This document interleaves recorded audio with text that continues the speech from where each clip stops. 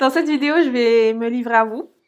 Je vais vous raconter une partie de mon histoire. C'est pas facile pour moi. C'est vrai que j'ai beaucoup de mal à raconter mon histoire. Je l'ai déjà fait à certains moments de ma vie sur cette chaîne. Mais c'est vrai que c'est pas quelque chose qui est très facile pour moi. Mais je trouve que c'est important de le faire parfois. Je vais pas rentrer dans les détails, je vais pas tout vous raconter. Mais je trouvais que c'était important de le faire. Comme ça, vous pouvez me connaître, savoir d'où je viens, pourquoi je vous partage ce type de contenu. Bref, me connaître un petit peu plus, tout simplement. Évidemment, il y a certaines choses que je vais pas raconter, très personnelles. Peut-être que je le raconterai un jour dans un livre, je sais pas. Mais en tout cas, aujourd'hui, je vais vous partager ce qui, pour moi, est facile de faire pour l'instant. Parce que mon cœur a envie de partager pour le moment. Donc le titre de la vidéo c'est j'ai été programmée pour être pauvre, peut-être ça sera ça, ou peut-être ça sera j'ai grandi dans des bidonvilles, j'ai grandi dans des favelas, je sais pas. Mais en tout cas tout ça c'est en rapport avec la vidéo.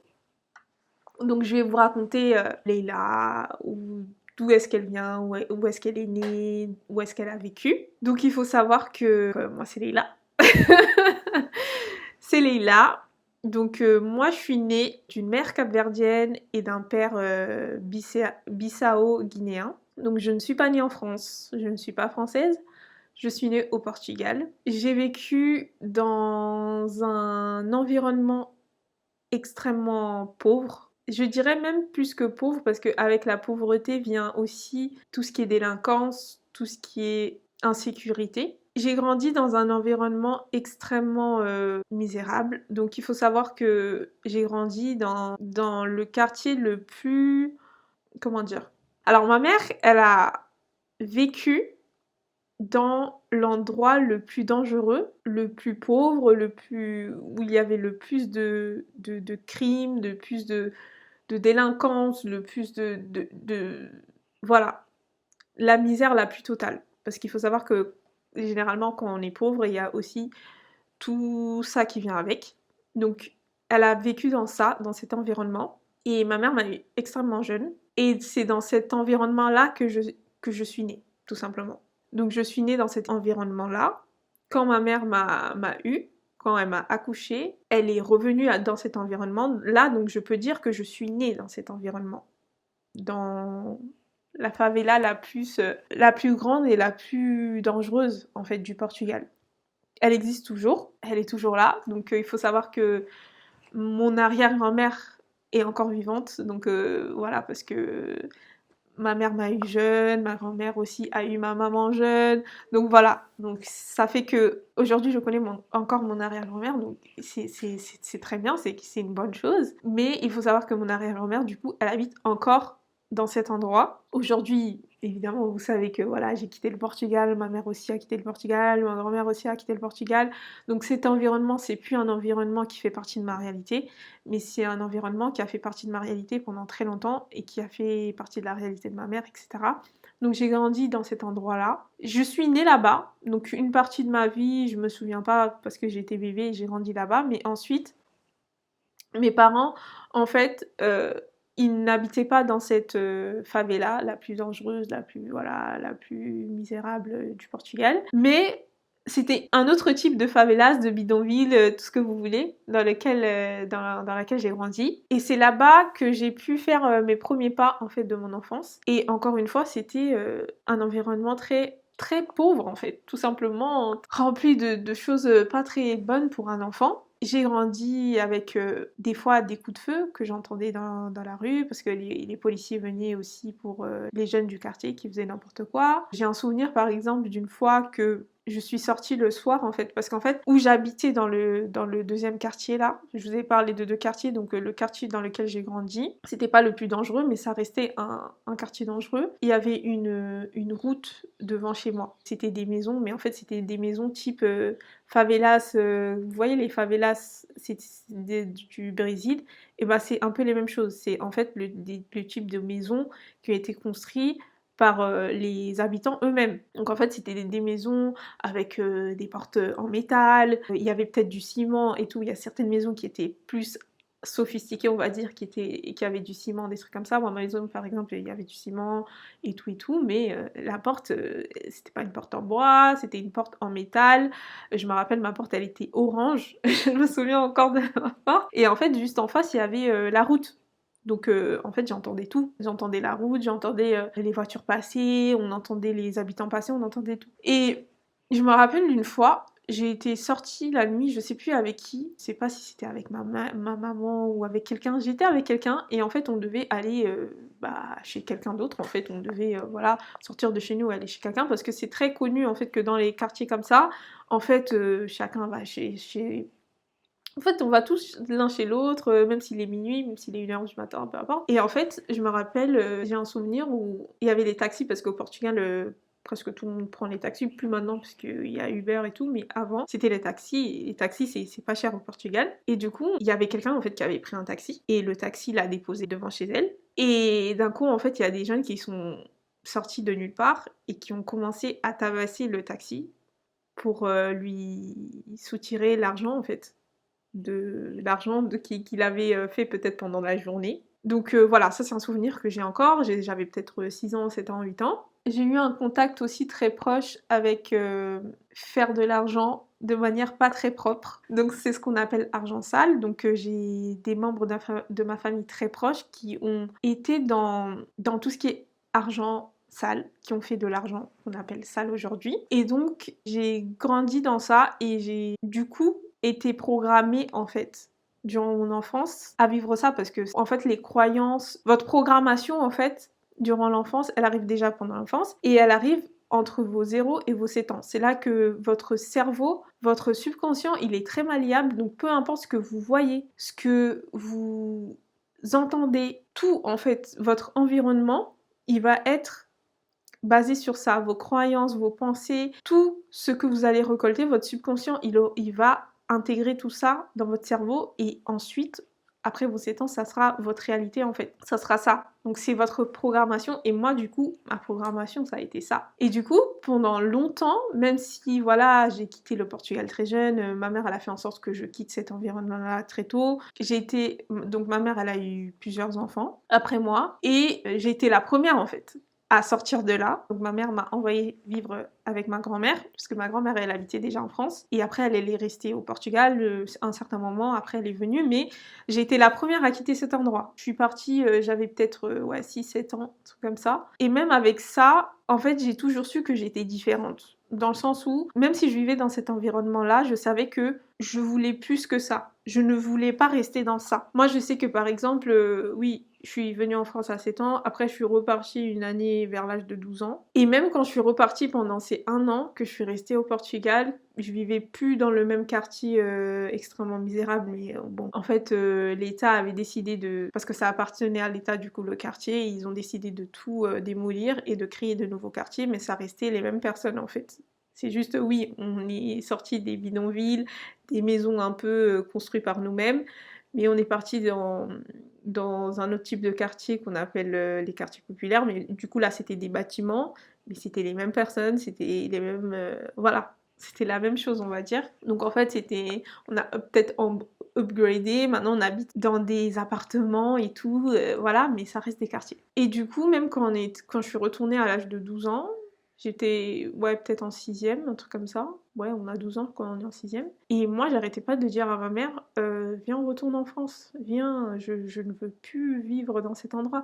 Sachant que moi, je voulais faire des études. J'avais vraiment envie de ne plus être comme les filles, en fait, de là-bas, ou même la vie que les gens avaient là-bas. Moi, je vous donne un exemple, les filles que je côtoyais aujourd'hui au Portugal, en fait, je voyais ce qu'elles représentaient, ce qu'elles vivaient, et je me disais, en fait, si moi je reste ici, j'aurai la même vie. J'avais des filles de mon âge qui avaient 12-13 ans, qui avaient déjà des enfants. En fait, qui étaient tombés enceintes, par exemple, des gars de ces quartiers, de ces mêmes quartiers, qui étaient tombés enceintes très jeunes. Et du coup, je me disais, mais si moi je reste ici, bah je vais finir comme ça. Je vais finir baby mama d'un délinquant, je vais tomber enceinte de lui, Au final, on va se séparer parce que la plupart du temps, ces femmes sont célibataires. Elles finissent célibataires. Le père, il a plusieurs baby mamas, il fait des enfants à droite à gauche, il est même pas responsable, il est même pas capable de payer la pension, voilà, donner, participer à l'enfant et tout. Et j'ai dit, mais je vais finir comme ça, je sais pas si je vais avoir un métier. Parce que la plupart des filles aussi vivaient avec leurs parents, elles n'avaient pas les moyens de se payer leur appartement toutes seules. Je voyais ça et je me disais non, j'ai envie de quitter cette vie-là. Il faut savoir qu'en France aussi, tu peux vivre cette vie. Hein. Je suis pas en train de dire qu'au Portugal, voilà, parce que j'ai quitté la France, j'ai changé de vie, je suis devenue extrêmement riche, etc. Non, c'est pas que je suis en train de dire. En France aussi, il y a des quartiers populaires, il y a des quartiers où tu peux très mal finir, tout ce que tu veux. Mais en France, il y avait plus de moyens, notamment en termes d'études, parce que moi, par exemple, de là où je suis venue, je n'avais pas d'argent, je n'avais pas de moyens, par exemple, de payer mes études, de prendre un appartement, de faire des choses, voilà. Au Portugal, il n'y a pas de ça. Au Portugal, il n'y a pas de bourse. Pour ceux qui n'ont pas les moyens, au Portugal, il n'y a pas, tu payes tout. Même là où moi j'étais au collège, ici au collège, tu payes pas forcément les livres, etc. C'est l'école qui te fournit les livres. Au Portugal, c'était ma mère qui devait tout payer. Les livres, c'était les parents qui devaient payer les livres. Elle devait payer à la fois le matériel scolaire, elle devait à la fois payer les livres, elle devait payer pour que je puisse manger tous les midis. Enfin, en fait, au Portugal, quand tu n'as pas d'argent, quand tu es pauvre, c'est très compliqué. Là où moi j'ai eu l'opportunité de continuer des études, d'aller jusqu'au master, même en étant pauvre, parce que l'État était là pour m'aider, avec la bourse, avec des logements étudiants, tout ça. Au Portugal, il n'y a pas ça. C'est pour ça que moi, dans ma tête, je me disais tout le temps, non, faut que je quitte et tout. Là-bas, le Portugal, et même en termes d'études, je fais la comparaison. Ici, en France, j'ai plus eu l'exemple des gens de quartier, parce que même quand je suis revenue en France, j'habitais aussi dans les quartiers, hein, mais j'ai plus vu des personnes, mes camarades, en fait, aller loin, même s'ils venaient de quartier, ici en France qu'au Portugal. Parce qu'au Portugal aussi, j'ai aucun exemple de filles avec qui j'étais à l'école, mes camarades, mes copines et tout d'avant. Il n'y en a aucune qui a fait des études. Aucune qui a fait des études. Je n'ai pas d'exemple. Alors qu'aujourd'hui, oui, j'ai plein d'exemples de copines à moi et tout, même si elles sont issues de quartiers populaires, même si elles étaient boursières, tout ça, qui ont réussi. Il y en a plein qui sont ingénieurs, qui vivent bien, enfin, comptables, qui ont fait des belles choses, en fait, qui ont su aller au-delà, en fait, de la misère. Là où là-bas c'était un peu compliqué. J'ai été consciente de ça très tôt et je me disais en fait je ne peux pas rester dans cette situation. Il faut que je sorte de là. Et là j'ai l'opportunité de sortir parce que justement à 7 ans j'avais goûté à la France. Ensuite je suis revenue au Portugal et je disais à ma mère non je veux pas rester. Viens, on retourne, je sais pas, fais tout ce que tu veux, mais viens, on retourne en France. Je ne veux pas rester là. Et du coup, c'est ce qui s'est passé. Du coup, on est revenu en France. Et là aussi, c'était un parcours très difficile parce qu'au début, ma mère n'avait pas d'appartement, donc du coup, on a déménagé plein de fois. Enfin, c'était très compliqué. On a pu sortir de cette situation et en grandissant, même si moi j'essayais de faire des choses en fait pour sortir de là, donc là où par exemple ma mère n'a pas fait d'études, mon père n'a pas fait d'études, ma grand-mère n'a pas fait d'études, et il n'y a personne de ma famille qui a fait d'études. D'ailleurs, je suis la première personne de ma famille à avoir un master, pour vous dire. Mes frères et sœurs, bon, la plupart sont plus petits que moi, mais il n'y en a aucun pour l'instant qui est allé jusqu'au master. Je suis pas en train de dire que si tu vas jusqu'au master, t'es mieux que tout le monde, etc. Je suis pas en train de dire ça, mais je suis en train de dire dans le sens où, en fait, il y a personne qui a poussé, qui a fait différemment, en fait, de ce que elle avait vu, en fait. Et moi, je sais que je voulais faire plus, donc que ça soit via les études ou via l'entrepreneuriat ou via... Peu importe, je voulais sortir de ma situation. C'était juste que je voyais ça, par exemple l'école, je voyais comme un moyen de sortir de ma situation. Et du coup, j'ai toujours su que je voulais plus. Et même si je faisais des choses, en fait, pour aller au-delà de ma situation, je savais qu'il y avait quelque chose de plus profond qui me retenait. Parce qu'en fait, dès l'âge de 18 ans, je vous ai dit, ma première paye, je l'ai investie dans un business pour pouvoir faire de l'argent. Donc ça fait longtemps que je suis dans ça. Mais en fait, je voyais que les actions que je menais, d'actions concrètes, d'actions externes, moi j'appelle ça des actions externes, et ben ça ne fonctionnait pas. Je retournais toujours à l'étape zéro. Il y avait toujours quelque chose qui se passait que, par exemple, j'essayais de mettre de l'argent de côté. L'univers, Dieu, je sais pas, les choses faisaient que j'attirais toujours des choses qui me faisaient revenir à l'étape zéro. Je sais que c'est pas l'univers, c'est moi-même qui attirais ça. Mais dans le sens où Par exemple, mes études, j'ai mis énormément de temps à trouver ce que je voulais faire dans la vie. Tout ça, c'est des choses qui te ralentissent et tout, mais tout ça, c'est parce que tu as des croyances et des choses. Moi, en l'occurrence, j'avais des croyances, j'avais des programmes, des choses qui ont fait que j'étais programmée pour rester dans la situation dans laquelle j'étais. Et ce que j'ai réussi à faire jusqu'à aujourd'hui, par exemple, oui, on va dire que j'ai pas la même vie que mes copines, par exemple, du Portugal. Pourtant, on a vécu une partie de notre vie dans cet environnement. En fait, ce que j'ai réussi à faire aujourd'hui, c'est déjà un miracle, tu vois. L'environnement dans lequel j'étais, en fait, c'est soit je finissais droguée, alcoolique, qui fume, qui boit, enfin voilà, qui tombe un peu dans les drogues, soit je finissais en prison, soit je finissais baby mama, comme on dit, avec plusieurs pères différents, en train de vivre avec mes parents. En fait, il n'y avait pas d'autre issue. Il n'y avait pas d'autre issue. J'ai été programmée pour ça. Et ce que j'ai fait aujourd'hui, ce que j'ai réussi à faire, donc aujourd'hui, voilà, je vis dans mon appartement, j'ai un chéri que je suis avec depuis 5 ans, j'ai pas d'enfant, j'ai un master, j'ai un métier, j'ai un salaire qui dépasse le SMIC, j'ai quand même, voilà, fait des études. Aujourd'hui, je suis sur internet, j'ai accompagné des femmes, j'ai lancé plein de choses, j'ai lancé un site internet, j'ai été influenceuse à un moment de ma vie, j'ai fait des partenariats, je ne parle pas avec des wesh, des trucs comme ça. Bon, de temps en temps, oui, ça m'arrive, mais en gros, j'ai quand même évolué. Je m'exprime beaucoup mieux que certaines personnes qui ont grandi dans le même environnement que moi. Donc, j'ai quand même réussi en soi à sortir de cette situation, mais je vois encore plus loin que ça. En fait, où j'en suis actuellement, je me dis que c'est bien, c'est très bien, parce que j'étais destinée voilà, à des choses pas très cool pour moi, mais je sens qu'il y a quand même quelque chose qui me retient.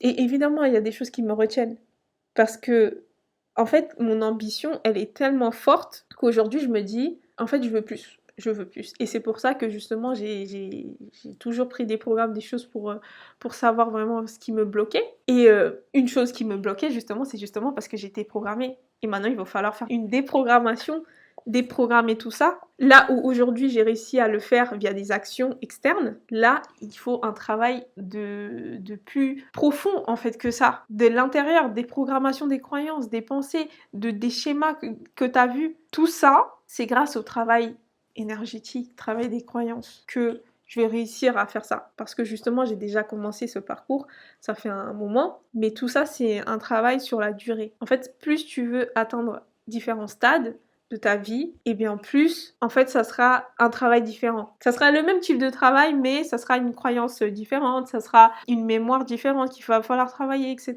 Je vous ai fait cette vidéo pour que vous puissiez voir d'où je viens, de comprendre aussi que des fois, en fait, c'est pas parce que vous mettez des actions en place, c'est-à-dire que vous ouvrez un PEA, vous faites tout ce que je fais, par exemple, vous gérez votre argent du mieux que vous pouvez, etc., que ça suffit. Des fois, en fait, quand vous ressentez une limitation, c'est que les actions que vous allez mettre en place de manière externe ne suffisent pas. Il va falloir que vous changez votre programmation qui est à l'intérieur. C'est le cheminement que je fais. C'est le cheminement que vous allez voir sur cette chaîne. Je pense avoir tout dit, en tout cas ce que je voulais dire maintenant. Je vous ai expliqué à peu près l'environnement dans lequel j'ai vécu. Peut-être que vous aurez des images que je vous mettrai au fur et à mesure pour vous montrer. Parce qu'aujourd'hui je vous dis favelas et tout, vous comprenez pas, je dis comment ça favelas, ça existe que au Brésil et tout, ça existe pas dans d'autres pays. Il faut savoir qu'au Portugal ça a existé. Maintenant, en fait, il y a le seul quartier qu'ils ont laissé, c'est celui que je vous disais où ma mère est née, où mon arrière-grand-mère habite toujours. Moi-même, je suis née. C'est le seul quartier qui existe. Le quartier dans lequel j'ai grandi, il a été détruit. Plein d'autres quartiers ont été détruits. C'est le seul qui reste parce que celui-là, il est grand, il est très grand. Et c'est un petit peu compliqué parce qu'il y a une partie qui appartient à l'État, il y a une partie qui appartient pas à l'État. Enfin, c'est un peu compliqué. Aujourd'hui, il faut trouver un moyen de mettre toutes ces personnes-là.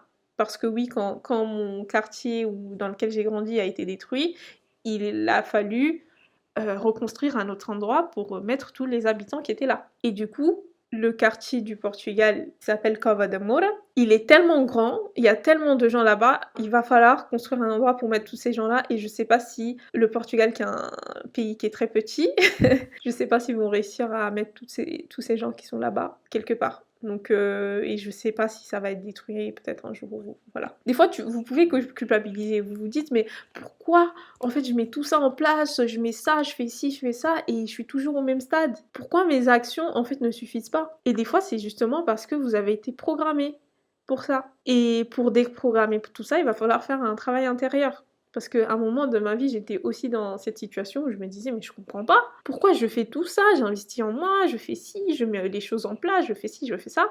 Pourquoi il y a toujours des choses qui me ramènent toujours à les choses que je ne veux pas en fait être? Et ben la réponse se trouve des fois dans votre programmation. Ce que vous avez vu, votre environnement, des liens transgénérationnels que vous avez, des choses. Même si, oui, les actions externes vont vous permettre à faire quelque chose. Bien évidemment, j'ai été déprogrammée à un moment aussi.